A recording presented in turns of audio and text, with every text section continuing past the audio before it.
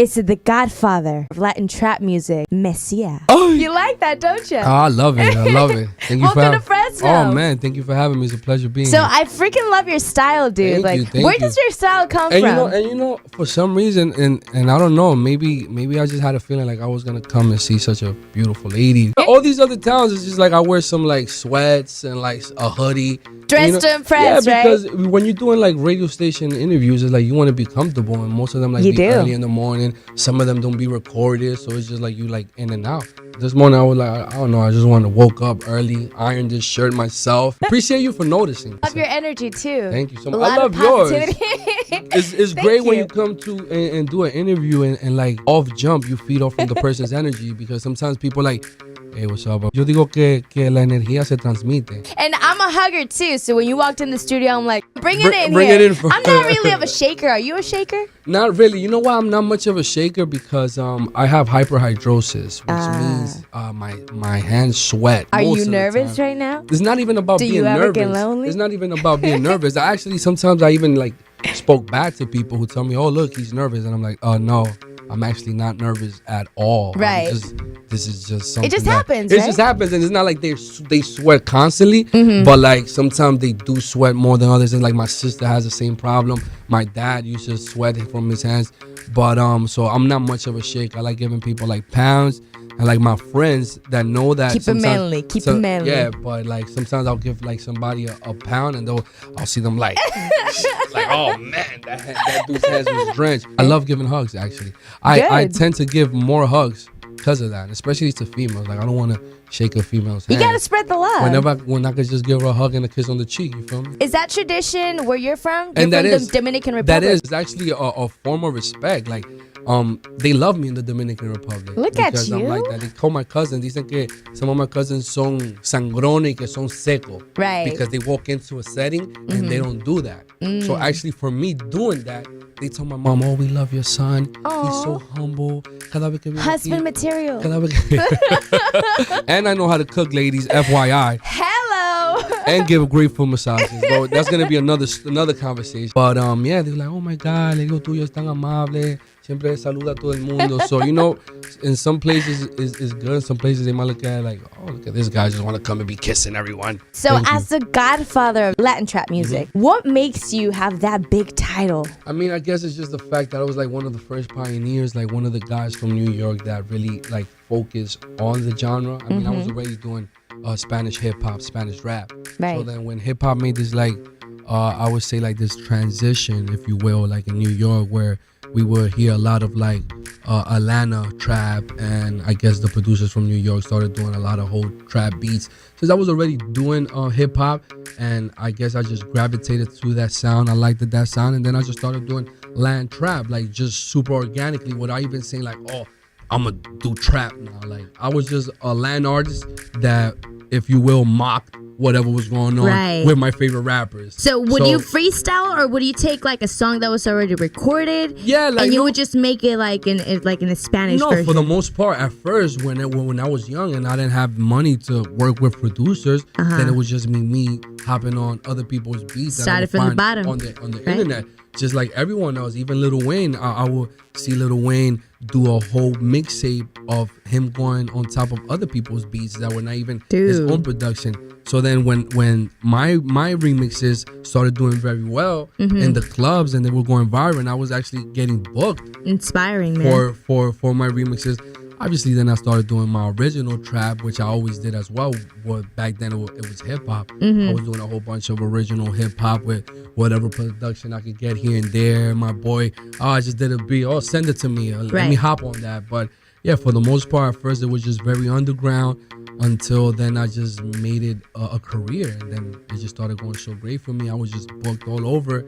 And then that's when like the record label started hollering and everything started happening. Success never comes easy, and I Never. commend you for Thank that. All of a sudden, you exploded with Bodak Yellow Yeah. and Cardi B, right?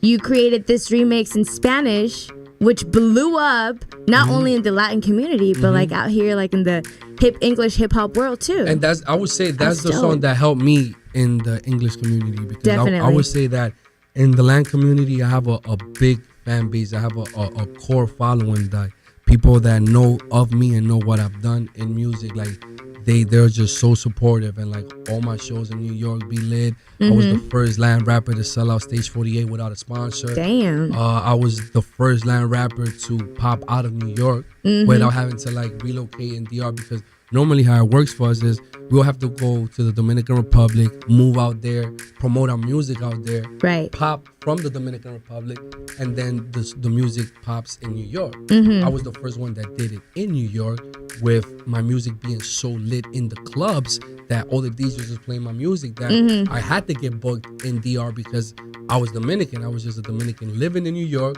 but all the Dominicans living in DR wanted to see me out there. Definitely. So then that's how I started getting bookings out there. And that was like huge. I mean, I didn't sell out. I didn't sell out Madison Square Garden, but I definitely performed it. I performed Madison Square Garden 3 times in 1 year. I opened up for Plan B. I opened up for La Mega. That's and dope, I opened up for Alex Sensation's concert. You're doing it really big, and not just the style, not just the title as the godfather of Latin trap music, but you're taking now this to a whole new level. I know you just came out with a brand new song. Yes, Pum Pum. A few brand new songs. Yeah. But let's talk about Pum Pum with Kap G and N Skillz. Oh man. Kap G, that's my guy, by the way. Shout out to him. Shout out my boy Kap G. Oh man, I was just with N Skillz. We was in the studio. We was working on a few records. We was already like 4 or 5 records in, and so they played the song for me, right, with the General sample. Oh, and the first like 3 seconds of the song, the bling bling bling bling bling bling bling, I was like, oh man, this song is gonna be lit. And me coming already from doing like remixes, right, and having that tradition, and already being known for your that expertise. Yeah, this was like a song where I could actually showcase that. Definitely. But in a song that could be my song, my single, the original song. Obviously, we would have to get it cleared at some point, but it's not like whenever I did a remix or a hip hop song, it would just be big in the clubs. Definitely. I didn't have a clearance. It was not my record. With this song, we got the clearance. That's from amazing. Which is like incredible. You don't even get a General clearance. No one, I don't think no one has one of those. But we got the clearance, and the Godfather, guys, yes, right here, he's standing in front of me. But talking about Godfathers, he's really the Godfather. General is the pioneer of reggaeton. Exactly. Period. The song just came out super organic, and Kap G was coming over to the studio to meet up with N Skillz. So N Skillz was like, "Yo, Kap G's coming over. You should stay a few and show him the record." So when he came, we played the record for him. He went nuts. He was like, I gotta get on it. He was like, I gotta hop on this. Nah, it was already a second verse waiting for him. Like he walked in like to it already. I was like, yo, that's the second verse right there, bro. If you wanna do your thing, he was like, for sure, I'm gonna do my thing. Did he bust like a little freestyle? Nah, Kap is amazing. He just went in and there and laid it off right away. Dude, and it was just like so much energy. We had the studio feeling like it was a party. So it was just so amazing. And the song is just so much energy. Like I was the other day in a club where no one had even heard the record, and all the girls started dancing. Right. And I had songs like the Cardi B song is a song that did very well for me. And you know, sometimes people have to warm up to a record. Oh yeah. Obviously, when they hear it at first, they'll be like, okay. They gotta have like a shot or two before cool. It kicks in. This is cool, but it's not like, oh my god, I love this record.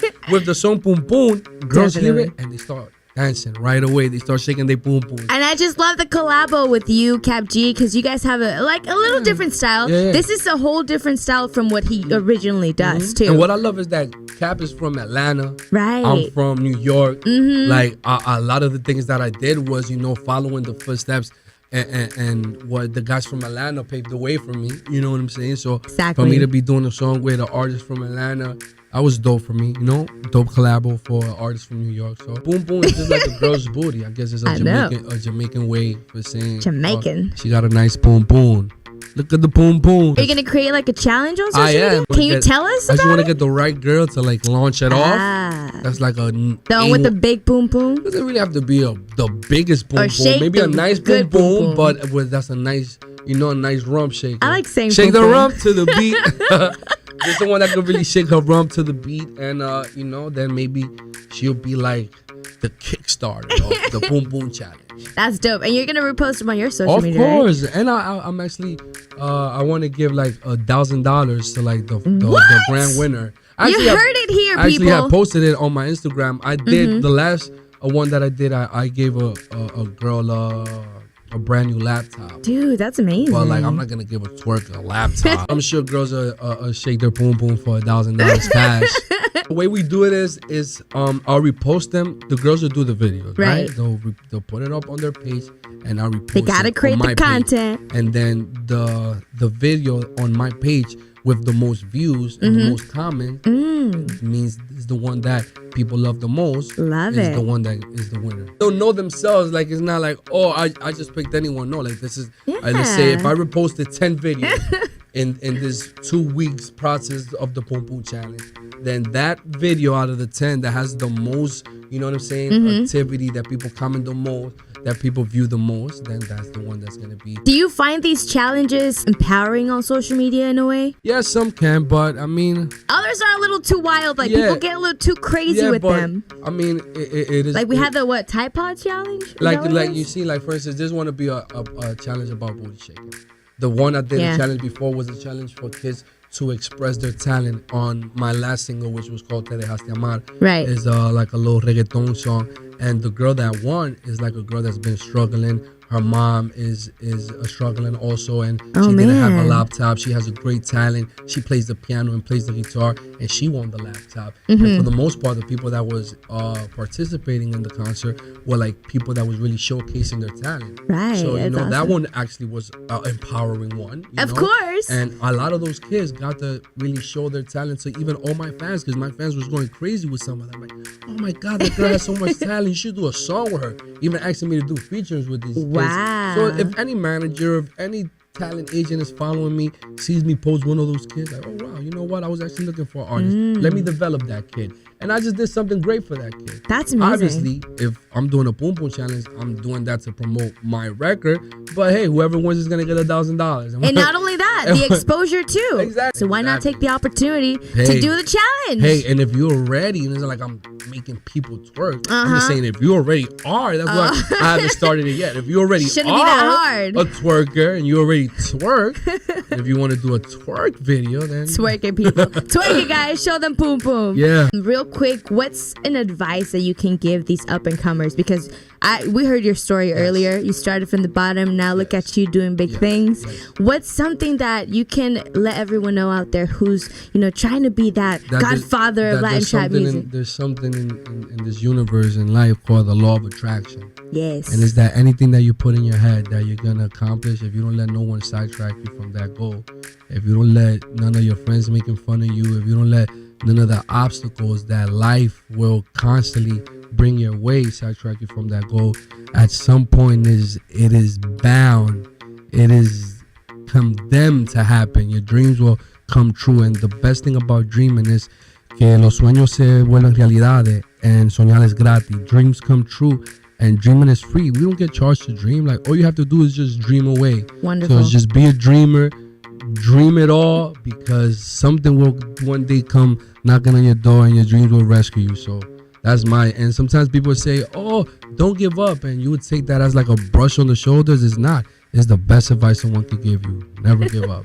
You guys, I need Messia to co-host with me. I'm all about positivity. You have a lot of girls that are actually following you on social media right now, and they're just saying, oh my God, he's so humble. I love him. Ladies, he's sending you kisses right now. Mucho besito para toda esa dama que están ahí en sintonía con nosotros. We want everyone to know, though, where they can find you, where they can follow you. Oh, yes. The Pum Pum video is already out. You can check it out on YouTube. My YouTube is Messia El Artista. Messia is spelled like Messiah, MESSIAH, and my Instagram is Messia Gram. Messia Gram as an Instagram. Oh! Appreciate you stopping by. It's been an honor. Thank you so much, Middays with Kimmie. Q97.1.